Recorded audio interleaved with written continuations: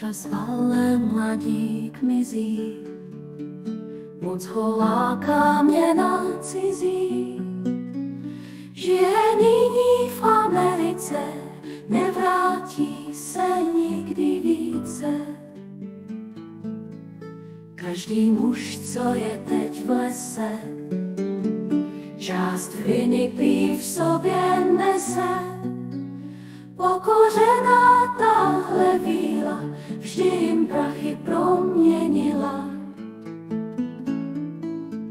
Jejich konta kouzlem zmizí, ocitají se tak v krizi.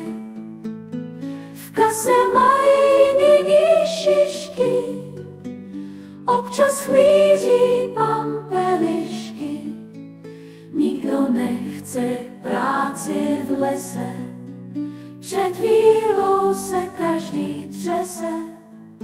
Snad by schudli všichni Češi, královna víl to však řeší. Svojí mocí kouzlo zlomí, víla smutně ruce lomí.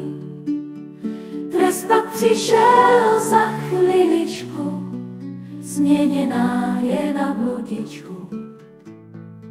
Svojí mocí kouzlo zlomí, víla smutně ruce lomí.